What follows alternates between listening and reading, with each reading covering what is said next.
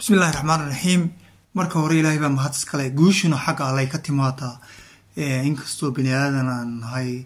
ani guusha waxaan doonayaa sanadkan hadii la yiraahdo ilaahay guul nasiib sanadkan hadii la yiraahdo oo qasan naga sii insha Allah waqti ugu dheeraa iyaguna kibirkay ayaa ku sii batay qabka markuu batana way jabaan bini aadanku marka ilaahay guul nasiib ويجي هرا وحان فيديو كسمي تركيا وحو قبان كرا وحان سفارتو إيري كرا وحان سوقاتي كولومبيا وطنك كولومبيا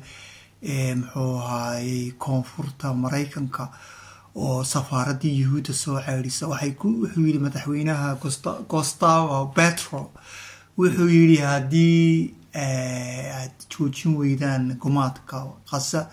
وبحيسان لأنه waxay ku yiraahdeen ganacsigan ka jaran hadda naga tuurta safarada lana wuxuu yiri hadii ganacsiga Colombia la leedahiin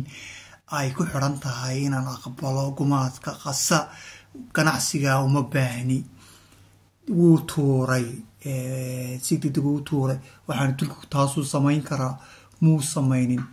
maanta ay yuudi ka qaatay safarada Turkiga waxa laga qaatay ma taqaanaa hadal baa laga qaatay hadal uu Istanbul ka yiri oo ah dambiilayaal baatihi waxa gasheen gumaadka gasheen ayaa dambiilayaal tii marka adduunkan u sheegay inta soo yiri 7,000 oo qof iyo 20,000 oo qof oo dhaawac 7,000 oo qof oo dhintay 2,000 iyo dheeraad waa ciyaal dadka badankooda waxa weeye dad shicib weeye dadka ku dhintay loo naxariistay inta waalidii inta waaweyn ilaahay u naxariisto intaas oo dhan Turkiga kaga muuqaadan wuxuu doonayaa can inuu halkan yuhuuda kula jiro canna halkan reer galbeed kula jiro canna muslimka way yiraahdaan idin matala oo idin hadlaya marka waxaan war waxa aaminina Turkiga video aan ka sameeyay labada YouTube iyo TikTok ba waan dhigay